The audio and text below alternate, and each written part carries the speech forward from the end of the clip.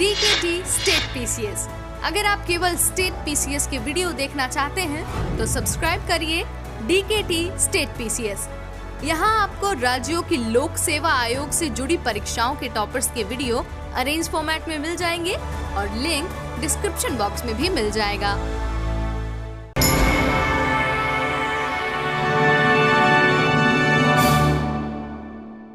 Hello दोस्तों, मेरा नाम रजनीश शंकर झा है और मैंने 67वीं BPSC क्वालिफाई किया है और मेरी रैंकिंग 335वीं रही है और मुझे इसमें RDO पद प्राप्त हुआ है, जिसको कि बिहार में BDO के नाम से भी जाना जाता है। जैसा कि आप लोग जानते हैं कि आज BPSC का जो ट्रेंड बदला है, तो मैं आज आप लोगों के सामने DKT के माध्यम से BPSC के बदलते हुए पैटर्न और ट्रेंड के बारे में चर्चा करने के लिए उपस्थित हुआ हूँ। मैं आज आप लोगों को बताऊंगा कि कैसे प्रीलिम्स की तैयारी की जाती है, कैसे मेंस की तैयारी की जाती है, कैसे इंटरव्यू की तैयारी की जाती है और इसमें कौन कौन से लैक आते हैं, कौन कौन सी चीजों को आपको पढ़ना है, कौन कौन सी चीजों को आपको छोड़ना है। इन सारी चीजों के बारे में आप लोगों को मैं बताने का प्रयास करूंगा। तो चलिए क्रमिक रूप से स्टार्ट करते हुए पहले बात करते हैं प्रारंभिक परीक्षा की, क्योंकि अगर आप देखेंगे तो ये एग्जामिनेशन के तीनों पार्ट में जो सबसे महत्वपूर्ण भाग होता है वो होता है प्रारंभिक परीक्षा, क्योंकि इसको स्क्रूटनी टेस्ट के नाम से भी जाना जाता है। आप लोग देख रहे हैं कि जैसे BPSC का ट्रेंड बदला है तो एप्लीकेंट की संख्या भी धीरे धीरे बढ़ती जा रही है। तो सबसे बड़ी चुनौती होती है कि आपने प्रीलिम्स की परीक्षा कैसे पास कर रहे हैं और पास करने के बाद कैसे मेंस में अपीयर हो रहे हैं। तो इसके लिए है कि आपके पास सटीक ज्ञान होना चाहिए और सटीक ज्ञान होने के साथ साथ आपके पास एक विश्लेषण की क्षमता होनी चाहिए कि कैसे आपको प्रीलिम्स की परीक्षा पास करनी है। तो चलिए मैं शुरू करता हूँ प्रारंभिक परीक्षा के बारे में बताने के लिए। आप लोग सभी लोग अगर तैयारी करते हैं BPSC की तो आप जानते होंगे कि प्रारंभिक परीक्षा में कुल जो है 8 सब्जेक्ट होता है। कौन कौन से सब्जेक्ट होते हैं? हिस्ट्री होते हैं, ज्योग्राफी होते हैं, पॉलिटी होते हैं, साइंस है, इकोनॉमी है, इकोलॉजी के कुछ पार्ट्स होते हैं, करंट अफेयर होते हैं, बिहार स्पेशल होते हैं और करंट अफेयर के पार्ट है। ठीक है, साथ में 10 जो है मैथ के क्वेश्चन स्पेसिफिक पूछे जाते हैं। तो अगर वो आप 10 क्वेश्चन मैथ से स्टार्ट करते हैं, हम 10 क्वेश्चन मैथ के देखेंगे, तो अगर आप BPSC के प्रीवियस ईयर क्वेश्चन को देखेंगे तो आप देखेंगे कि वो एक ट्रेंड फॉलो करता है और उसी ट्रेंड पे मैथ के क्वेश्चन पूछे जाते हैं। तो अगर आप उसके ट्रेंड को फॉलो करके प्रीवियस ईयर क्वेश्चन को बना लेते हैं तो वहां से भी आप क्या कर सकते हैं कि मैथ के सारे क्वेश्चन हल कर सकते हैं। साथ ही साथ एक RS अग्रवाल की किताब आती है, आप लोग जानते होंगे इसके बारे में। तो जो टॉपिक से मैथ पूछे जाते हैं, आप लोग प्रयास करें कि उस टॉपिक को केवल जाके RS अग्रवाल की किताब से बना लें। ये आपको क्या करेगी कि एग्जामिनेशन में एक एज देगी जो आप दूसरे जो बच्चे हैं उससे ज्यादा अच्छा कर सकते हैं। दोस्तों, हमेशा एक बात ध्यान रखेंगे कि जो प्रीलिम्स की एग्जामिनेशन है BPSC, वहां पे एक एक नंबर से बहुत सारा चुनौती जो है आपको सामना करना पड़ सकता है। अब अगर देखेंगे माइनस मार्किंग हो गई है, तो मेरे एक दोस्त हैं जिनका कि 91 मार्क्स आया था 69 में और वो 0.67 से रह गए थे। तो आप समझ सकते हैं कि कितनी बड़ी चुनौती हो चुकी है आज की डेट में प्रारंभिक परीक्षा की। चलिए अब बात करते हैं, फिर हम हिस्ट्री से शुरू करते हैं। अगर आप हिस्ट्री में देखेंगे तो हिस्ट्री के कुल 3 पार्ट है, एंशिएंट, मेडिवल, मॉडर्न, और इसी में देखेंगे कि आप बिहार स्पेशल हिस्ट्री भी पूछी जाती है। तो एंशिएंट की अगर बात करें दोस्तों, तो एंशिएंट के लिए आपको जो रामशरण शर्मा की किताब आती है NCERT की क्लास 11th की, आप उसका अध्ययन कर सकते हैं। इसी तरह से मेडिवल के लिए भी जो क्लास 11 की NCERT है सतीश चंद्रा की, उसका भी अध्ययन कर सकते हैं। और मॉडर्न के लिए अगर आप देखेंगे तो एक राजीव अहिर सर की किताब आती है स्पेक्ट्रम की, आप सभी लोग जानते होंगे उसके बारे में, आप उसका भी अध्ययन कर सकते हैं।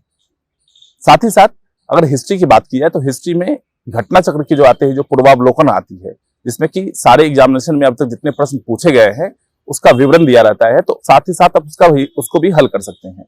इसके साथ जो लुसेंट की जो किताब है सामान्य ज्ञान की, उसमें हिस्ट्री के लगभग 50 या 60 पेज में हिस्ट्री दिया हुआ है। तो अगर आप उसको देख लेते हैं अच्छी तरीके से, तो आप हिस्ट्री के जितने क्वेश्चन पूछे जाते हैं आज के दौर में देखेंगे तो हिस्ट्री से मिनिमम 30 और मैक्सिमम 40 क्वेश्चन पूछे जाते हैं।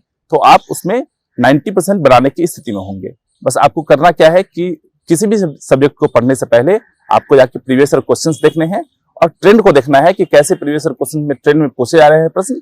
जैसे कि अगर हम स्पेसिफिक होते हैं थोड़े, तो मध्यकालीन भारत की अगर बात करेंगे आप, तो कुल 5 शासक हैं जिससे कि सारे के सारे प्रश्न पूछे जाते हैं। तो अगर आप पूरा मध्यकालीन भारत नहीं भी पढ़ते हैं, सिर्फ 5 शासकों को ही पढ़ लेते हैं, तो आप मध्यकालीन भारत के सारे क्वेश्चन हल करने की स्थिति में होंगे।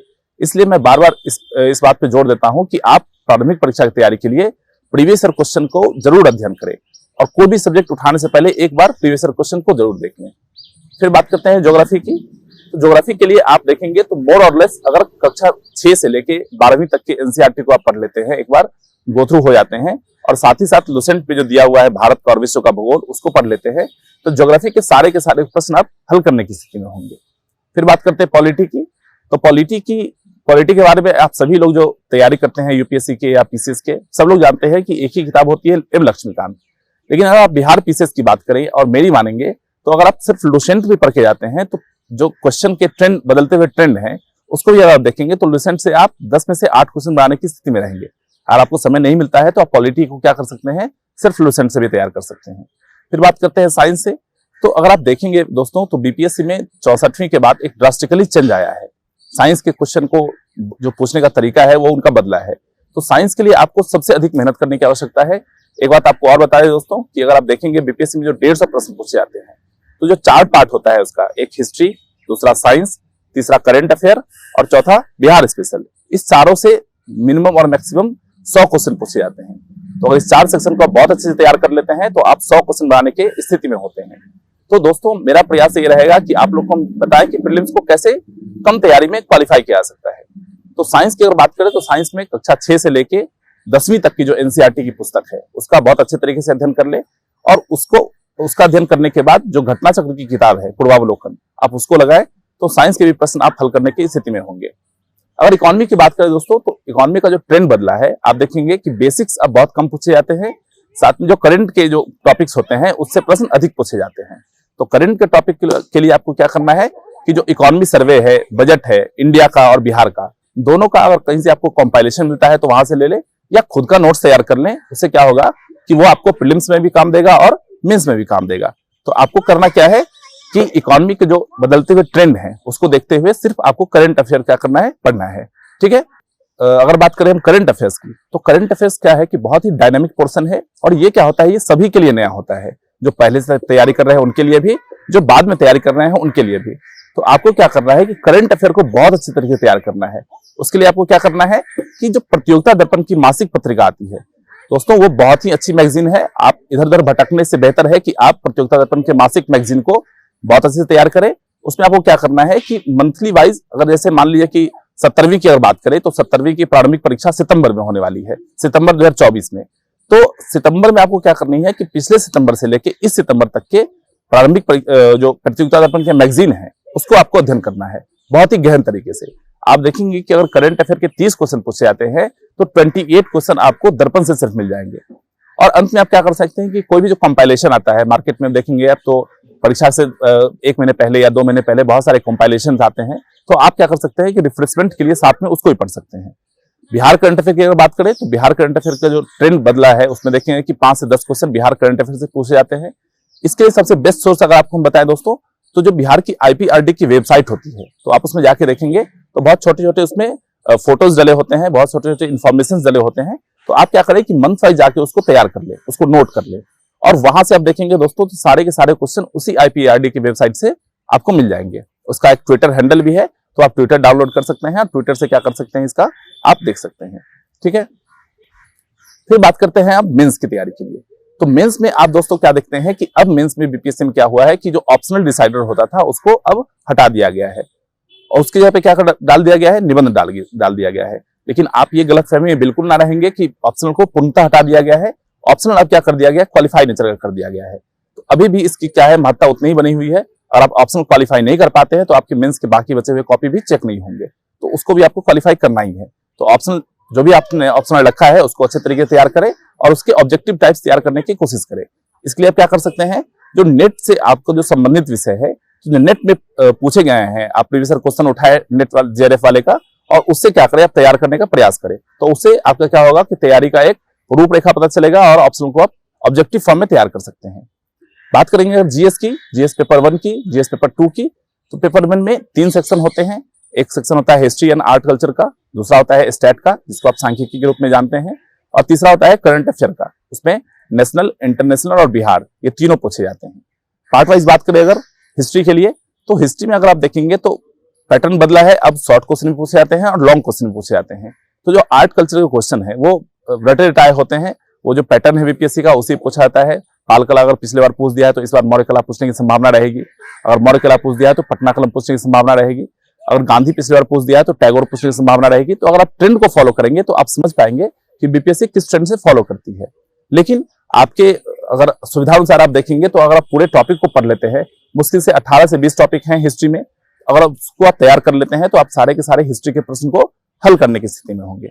फिर बात करें स्टैट्स की, तो ये जो स्टेट का पोर्शन है दोस्तों सांख्यिकी का, ये बहुत ही महत्वपूर्ण हो जाता है। इसमें 72 मार्क्स लाए जा सकते हैं, और अगर आपका स्टैट और निबंध ये दोनों पेपर बहुत अच्छा गया है तो आपको क्वालिफाई करने से कोई नहीं रोक सकता। तो आप स्टैट को बहुत अच्छे से तैयार करने की कोशिश करें, और इसके लिए अगर आप बताएं तो भटकने के अलावा आप सिर्फ प्रीवियस ईयर क्वेश्चंस को देखें जो अभी तक बीपीएससी में पूछे गए हैं, 53वीं से लेके अब तक के क्वेश्चन 68वीं तक के। तो आप देखेंगे कि सारे के सारे क्वेश्चन जो है उसी ट्रेंड पे पूछे गए हैं। डेटा और फैक्ट्स का अलग इस्तेमाल होता है, लेकिन उसी ट्रेंड को उठा के पूछ दिया जाता है। तो आप प्रीवियस ईयर क्वेश्चंस को बार बार बनाएं, और साथ ही में अगर मार्केट से कोई किताब मिलती है तो आप उसको भी देख के हल कर सकते हैं। जो बैंकिंग के एग्जामिनेशन में पूछे जाते थे पहले सांख्यिकी के प्रश्न, आप उसको भी जाके हल कर सकते हैं, वो भी आपको फायदा पहुंचाएगा। बात करते हैं नेशनल और इंटरनेशनल करंट अफेयर की, तो फिर मैं पुनः बताऊंगा आपको कि जो प्रतियोगिता दर्पण की मैगजीन है उसमें जो लेख पूछे जाते हैं आप देखेंगे तो अक्षरशः वहां से उठा के क्वेश्चन बना दिया जाता है मेंस में। तो आप प्रतियोगिता दर्पण को फॉलो करें, साथ ही साथ आप विजन आईएएस के जो मैगजीन आती हैं, मंथली मैगजीन, या मेंस के समय जो उसका मेंस 365 आता है, आप उसको भी फॉलो कर सकते हैं। वहां भी बहुत अच्छे तरीके से टॉपिक दिया गया है। फिर बात करते हैं पेपर 2 की। तो पेपर 2 में आप देखेंगे वहां भी 3 सेक्शन है, एक पॉलिटी गवर्नेंस का, दूसरा इकोनॉमी ज्योग्राफी का, और तीसरा साइंस टेक का। पॉलिटी गवर्नेंस के लिए आपको क्या करना है कि जो लक्ष्मीकांत की किताब आती है, आपको इसमें प्रीवियस ईयर क्वेश्चन जाके देखना है किस तरह से पूछती है। एक लक्ष्मीकांत की किताब का अध्ययन करें, और दूसरा आप देखेंगे कि जो एनसीईआरटी की किताब है 11-12 की पॉलिटी की, तो आप देखेंगे कि क्वेश्चन हूबहू वहां से उठा के पूछ लिए जाते हैं। तो आप एनसीईआरटी का बहुत अच्छे से तरीके से अध्ययन करें, और जो पीछे में क्वेश्चन दिए गए हैं आप उसको हल करने का प्रयास करें, ठीक है। तो वहां से आप पॉलिटी वाले सेक्शन को बहुत अच्छे से तैयार कर सकते हैं। फिर बात करें इकोनॉमी ज्योग्राफी वाले सेक्शन में, तो आप देखेंगे बीपीएससी के पैटर्न को, तो ज्योग्राफी के जो क्वेश्चन होते हैं वो बहुत कम पूछे जाते हैं, इकोनॉमी बेसिस क्वेश्चन ज्यादा पूछे जाते हैं। तो इसके लिए जैसा मैंने कि आपको बताया था कि जो आर्थिक समीक्षा है, बजट है भारत का और बिहार का, उसको अच्छे से तैयार कर लें, और जो रैंकिंग आती है जैसे स्वास्थ्य सूचकांक आता है नीति आयोग का, उसको तैयार कर ले, मल्टी डायमेंशनल पॉवर्टी इंडेक्स आता है उसको तैयार कर ले, मानव विकास सूचकांक आता है उसको तैयार कर ले। तो इस तरह के जो इंडेक्स वाले क्वेश्चन आते हैं उसको ही पूछे जाते हैं, तो आप इसको भी तैयार कर सकते हैं। साथ ही साथ जो बिहार की समस्याएं हैं, बाढ़ की समस्या है, सूखा की समस्या है, औद्योगिकरण की समस्या है, पर्यटन की समस्या है, तो इन सारे समस्याओं पे एक टॉपिक तैयार कर ले, बिहार सरकार की जो योजनाएं हैं उनके लिए संबंधित उसको तैयार कर ले, और उससे आप क्या करें कि लिखने का प्रयास करें, आपका बेहतर हो जाएगा। फिर बात करते हैं हम साइंस टेक वाले पोर्शन को। तो साइंस टेक में आप देखेंगे कि सिर्फ 5 या 6 टॉपिक है, मैक्सिमम 10 टॉपिक है जिससे कि प्रश्न निरंतर पूछे जाते हैं। तो इसके लिए क्या करना है आपको कि जो मैंने आपको बताया विजन आईएएस का मैगजीन है, जो मंथली मैगजीन होती है वो, और 365 होती है वो, आप एक बार बेसिक्स को तैयार कर लें, नैनो टेक्नोलॉजी, बायोटेक्नोलॉजी, रोबोटिक्स वगैरह, या पर्यावरण संबंधित समस्याएं, जलवायु परिवर्तन से संबंधित समस्याएं, तो इसको आप एक बार बेसिक्स को तैयार कर ले, और साथ ही साथ उसके बाद क्या करें कि इसमें इनपुट डालते रहे। विजन आईएएस के मैगजीन से जो होते हैं या प्रतियोगिता दर्पण के मैगजीन से होते हैं, तो आप इनपुट डालने का प्रयास करें, ठीक है। तो इससे आपकी क्या होगी कि साइंस एंड टेक की तैयारी भी अच्छे से हो जाएगी। अब बात करें निबंध की, तो निबंध में अगर आप देखेंगे तो पहले से जो यूपीएससी के पैटर्न पे निबंध पूछे जाते रहे हैं, बीपीएससी में भी 2 पार्ट, कुल 3 पार्ट में निबंध पूछे जाते हैं। तो पहले 2 पार्ट में वही निबंध पूछे जाते हैं, मूर्त विषय से रहता है, अमूर्त विषय से रहता है। तीसरा जो पार्ट होता है वो बहुत ही महत्वपूर्ण हो जाता है, जिसमें बिहार की जो लोकोक्तियां होती हैं वो पूछे जाते हैं, और उसको देवनागरी फॉर्म में भी पूछा जाता है, और अगर आप इंग्लिश में बात करें तो इंग्लिश में भी उसी फॉर्म में लिखा रहता है। तो आपको क्या करना है कि अगर आप बिहार से बिलोंग करते हैं या उत्तर प्रदेश से बिलोंग करते हैं, तो बहुत सारे बचपन में आप कहावत पहले से सुन चुके होते हैं अपने नानी दादी से, या अपने परिवेश में, ग्रामीण परिवेश में अगर आप हैं तो सुन सकते हैं वैसे वैसे उदाहरणों को। तो आपको उसको तैयार करना है। उसमें आपको क्या करना है कि उसके अर्थ को लिखने के बजाय उसके मर्म को लिखने का प्रयास करना है, ठीक है। जैसे पूछा जाता है कि अज्जल गगरी छलकत जाए, तो इसमें आपको उसका अर्थ नहीं लिखना है, इसमें उसका आपको मर्म लिखना है कि वो पूछना क्या चाहता है, और उसकी जितने भी डायमेंशंस हैं उसको लिखने का प्रयास करें। देखिए, निबंध का जो अर्थ होता है नी और बंध, मतलब संपूर्ण रूप से जो बांधने का जो प्रश्न होता है वो क्या होता है, निबंध होता है। तो आप अपने जो आंसर राइटिंग है 7 पेज 8 पेज में आप लिखते हैं, उसमें क्या करें कि उसके जितने भी डायमेंशंस हैं उसको बांधने का प्रयास करें, भटकाव से बचे, बार बार चीजों को रिपीट नहीं करें।